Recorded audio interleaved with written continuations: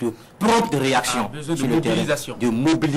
de mobilisation, la grande mobilisation de toute la nation. Je rappelle que notre devise, la devise de notre pays, c'est fraternité, justice, travail. C'est peut-être maintenant qu'il faut faire parler précisément la fraternité. La fraternité. Est-ce que vous sentez, ailleurs on aurait organisé tout de suite un téléthon, des collectes de fonds, des collectes de vivres ou de vêtements. Est-ce que vous sentez les bénévoles? Je vous interromps pas. Ailleurs, on aurait déjà évalué les dégâts. Mais jusqu'à présent, on ne sait pas. Il y a un CIA qui a parlé de 8000 sans-abri dans un village de son arrondissement, mais ailleurs, on ne sait pas. On ne maîtrise pas encore. Non, le manque de réaction prompte de la part des autorités nous fait constater aujourd'hui malheureusement qu'on a un tout petit peu banalisé le phénomène dès son démarrage. Aujourd'hui, les conséquences sont énormes. Les populations souffrent et croulent sous le poids des effets désastreux de ces inondations. On a eu une facilité à organiser des tournées dans certains départements, dans certaines régions, pour des dons d'équipements et consorts, pour aller expliquer aux populations l'ampleur de telle ou telle décision politique. Qu'on ait aujourd'hui cette même facilité à descendre sur les lieux, à mettre soi-même les pieds dans l'eau et à trouver les solutions. Je ne sais pas ce que certains ministres continuent de faire dans leur bureau alors que leurs départements sont fortement interpellés. Je crois qu'il y a des cadres du ministère de la Santé qui ne doivent en principe pas aujourd'hui avoir le stylo en main. Non, on doit les voir sur le terrain en train peut-être de diagnostiquer déjà les maux qui sont capables de survenir au niveau des populations et en train déjà de proposer une certaine aide. Les médicaments qu'on stocke n'importe où, n'importe comment, aujourd'hui il est temps qu'on les sorte. Les moustiquaires imprégnés qui traînent dans les magasins de certains ministères, il est temps qu'on les sorte parce que là, on en a besoin, les populations en ont besoin. Le ministère de la Famille doit réagir. Il ne s'agit pas seulement d'aller voir les mères de 2 ou 3 triplés aux 4 coins du pays quand celles-ci accouchent et de leur faire une petite enveloppe pour qu'on sache que c'est un ministère de la Famille et de la solidarité. C'est important tout de même. C'est très important aujourd'hui. Oui. Les dirigeants sont interpellés. Ils doivent descendre sur le terrain. On veut constater qu'il y a quelque chose qui est fait pour soulager les peines des populations. On en a marre des discours, excusez-moi l'expression. On veut les actes concrets parce que nos frères souffrent. Les gens meurent du jour au lendemain. C'est peut-être parce qu'aujourd'hui, 8h à Bessie, vous n'avez pas encore l'eau dans votre chambre à coucher, que vous n'avez peut-être pas conscience de l'extrême douleur de ceux qui vivent cette situation. Non, je crois qu'il faut réagir le plus vite possible parce que cette année, franchement, c'est compliqué. C'est très compliqué. Il faut pas aller très loin pour retrouver les victimes, les sinistrés. Ils sont partis. Ils sont au cœur de... Il est devenu un nomade aujourd'hui.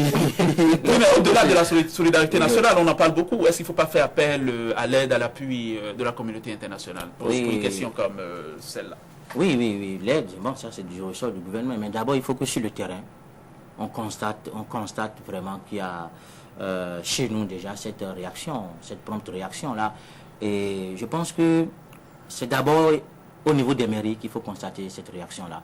Il ne faut pas attendre le chef de l'État, le gouvernement, il n'a pas le don d'ubiquité, il ne faut pas attendre que tous les ministres abandonnent tout pour aller sur le terrain. D'abord, les mairies. À quoi sert le jumelage par exemple? Bon, bien avant ça. Mais d'abord, sur le terrain, les mairies, je pense que nos maires, les élus locaux doivent réagir promptement parce que il ne sert à rien qu'un maire se confine dans sa chambre alors qu'il y a une inondation ailleurs, qu'on attend que le ministre vienne descendre sur les lieux. Je pense que vous faites bien de souligner cet aspect-là de la question.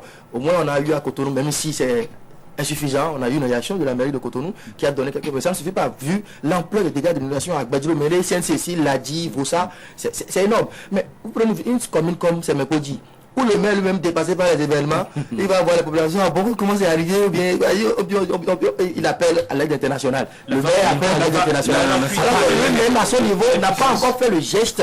Et il appelle à l'aide internationale.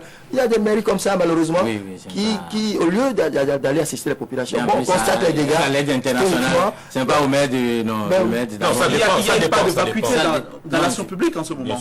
Mais ça dépend. Quand vous parlez d'aide internationale, c'est vrai que ça doit venir après. Il faut d'abord agir sur le terrain avant d'attendre. Aide-toi et le ciel t'aidera, c'est ce qu'on dit. Il ne faudrait pas déjà commencer par appeler à l'aide internationale. C'est vrai qu'il y a les jumelages qui pourraient permettre quand même de demander l'assistance aux partenaires de l'étranger, mais avant que cette assistance-là n'arrive, il faudrait que soi-même on fasse quelque chose.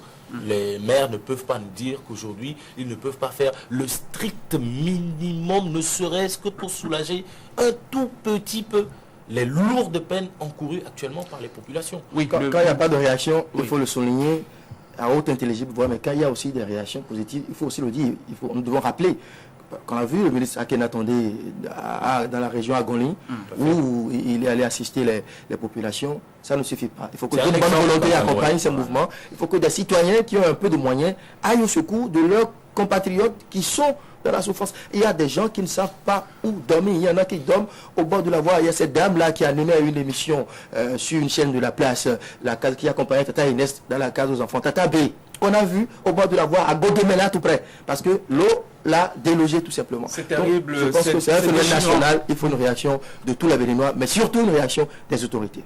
Oui. Dans d'autres pays, puisqu'on parle d'inondation, qui est de l'ordre de la catastrophe naturelle, il y a des mécanismes qu'on active tout de suite.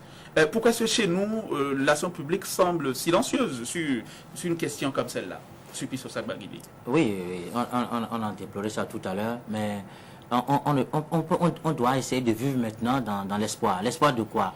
Que très rapidement, ce qui n'est pas fait soit fait. Et qu'il y ait une réaction massive, c'est-à-dire que des autorités gouvernementales, des autorités municipales, communales, des Béninois qui ont les moyens, il y a une chaîne, au niveau de la chaîne de commandement, il y a un aspect, un angle qu'on oublie, les préfectures. Parce que autant l'année dernière où ça chauffait à Timé, des sources proches de la direction de la protection civile nous ont dit qu'au niveau des préfectures, il y a des dotations pour assister aussi la population. Mais bon, on n'a jamais vu ça en œuvre, on ne l'a jamais constaté en tout cas sur le terrain. Donc, dans la chaîne, il faut aussi citer les préfectures. Citer aussi les préfets, vous avez raison. Donc, en fait, il faut une réaction en chaîne quand même, une réaction en chaîne, une réaction massive, efficace pour vraiment soulager pour ces populations. Moi, je vais raconter quelque chose. J'ai un ami, et ça s'est passé comment? Lui dormait, et puis c'est, disons, ces casseroles qui l'ont réveillé. C'est casserole. Parce qu'il s'est réveillé là, les casseroles au niveau du lit. Vous voyez? Alors que lui dormait. Ça, c'est pour vous dire que ce qui se passe, c'est peut-être. Et n'oublions pas que ça n'arrive pas qu'aux autres. Ça n'arrive pas qu'aux autres. Et c'est vrai que si on n'a jamais vécu ça, on n'a pas toujours l'attitude nécessaire, la réaction qu'il faut. Et je pense que tout le monde doit pouvoir agir, doit pouvoir apporter quelque chose à cela, essayer d'éradiquer cette situation-là, parce qu'il y a des Béninois qui sont en train de souffrir. Et il y a certains qui auront besoin de ces Béninois-là au moment opportun pour obtenir quelque chose. Oui, les inondations qui touchent les fibres sensibles des Béninois, c'est un appel que nous lançons d'ici pour que tout de suite tous nous mobilisons au chevet des sinistrés. Mais il y a un temps pas si lointain que ça, nous autres avons été capables d'aider le Togo avec des coupures de CFA, c'était 100 millions. Peut-être bien que le retour de l'ascenseur. Peut-être bien qu'on devrait attendre le retour de l'ascenseur. C'était pas un prêt, donc il ne faut pas attendre des Togolais qu'ils nous retournent les liasses de billets de banque qu'on leur envoie. Si le Togo veut se rendre agréable vis-à-vis du Bénin, c'est tant mieux. Bon, encore qu'il faille savoir si le Togo n'a pas déjà les pieds dans l'eau, puisque c'est voire même continental. Oui, c'est vrai qu'on aurait souhaité aussi qu'on nous dise qu'on a déjà décaissé 100 millions pour le Bénin, pour faire ça aussi au Bénin. Mais si les autres n'ont pas les mêmes méthodes que nous, pas les mêmes manières que nous, ils ne feront pas. Bon, au-delà du Togo, le gouvernement béninois devrait penser à décaisser 100 millions par exemple. Voilà. Nous allons passer au pêle-mêle ce matin. André, vous avez un sujet? Oui, mais moi, mon pêle-mêle, ce sera lié à l'eau, à l'inondation. C'est qu'il y a des écoles, il y a des écoles qui ont repris les cours aujourd'hui, notamment au niveau des privés. Et donc, la rentrée scolaire serait plus loin. Voilà que beaucoup d'écoles sont dans l'eau. À Soava, il n'y a plus d'écoles. Comment est-ce que les enfants vont reprendre le chemin des cours? Est-ce qu'il y aura plusieurs rentrées ou bien tout simplement le gouvernement va prolonger? Donc il y a cette question-là. Il faut peut-être adapter le calendrier scolaire. Ah, absolument. Je sais que c'est sûr que le moment venu, lorsqu'on aura évalué les dégâts, on va certainement prendre une décision, mais il faudrait que la décision soit rapidement prise pour que les uns et les autres puissent se conformer. Il faudrait qu'on sache déjà très tôt quand est-ce qu'on va véritablement reprendre les cours à cause de ces inondations-là. Est-ce qu'on va prolonger le délai pour la reprise des cours ou est-ce qu'on va néanmoins s'efforcer à reprendre les cours dans ces conditions? Parce qu'il y a des écoles qui sont infréquentables et impraticables aujourd'hui. Que vont devenir ces enfants-là? Est-ce qu'on va les envoyer vers d'autres établissements, surtout en ce qui concerne les établissements publics, ou est-ce qu'on va les sacrifier comme on a l'habitude de le faire? Parce qu'ici, c'est bien facile de s'intéresser seulement aux sans-abri, mais il faut s'intéresser aussi aux conséquences de ces inondations-là. Un élève dont l'école est totalement inondée et qui est obligé de rester à la maison peut-être 2 mois après les autres, vous l'envoyez au CEP, il n'a pas les mêmes chances de réussite que celui qui a démarré les cours peut-être avant même le début de la rentrée et qui était dans un privé ou qui était dans une école. Et voilà aussi qu'il y a certaines écoles qui sont transformées aujourd'hui en logements pour les sans-abri. Les écoles qui ont été épargnées par les inondations. Quel est le sort qui sera réservé à ces sans-abri qui ont pris d'assaut ces écoles-là lorsque la rentrée scolaire va s'annoncer? Franchement, je crois qu'il y a une urgence nationale. Les autorités compétentes doivent réagir. Je crois que la majorité des ministères du gouvernement sont aujourd'hui appelés à réagir. Parce qu'on parle aujourd'hui d'éducation, ça concerne quand même 2 ou 3 ministères. On parle de santé, on a un ministère de la santé, tout à fait. On a la famille, la solidarité. On a aussi l'agriculture, l'élevage, la pêche et consorts. André parlait tout à l'heure de ces fameux animaux qu'on est en train de convoyer de Soava pour les envoyer je ne sais où. Il y a franchement beaucoup de choses à revoir. Et vous avez oublié un ministère clé, le ministère de l'Intérieur. Bien entendu. Et probablement celui de la santé aussi, puisqu'il y a des risques de maladies hydriques. C'est le ministère prioritaire. On est peut-être à la veille d'épidémie de choléra, si on y prend garde. On y prend garde maintenant, là, il faut anticiper aussi. D'accord. Et puis vous avez parlé tout à l'heure. Et puis les parents doivent surveiller leurs enfants. Parce que c'est sur Canal qu'on a suivi ce reportage l'an dernier, où un enfant s'est retrouvé dans un WC à Porto Novo aussi.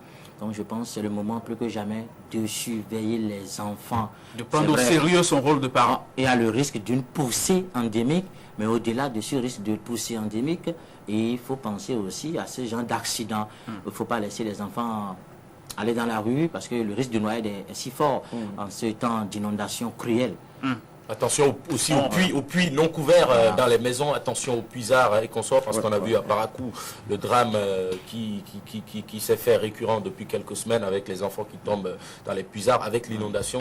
Vous voyez ce que ça donne. Franchement, je crois qu'il y a une urgence nationale. Et c'est pour Gatien Mbedi, vous avez parlé de lui tout à l'heure, l'heure a sonné pour qu'il justifie l'utilité de l'existence de son commissariat à la solidarité nationale et qu'il justifie les primes, les émoluments, les bureaux aussi. Il y a un journal qui a titré sur lui ce matin, Gatien Mbedi dort toujours.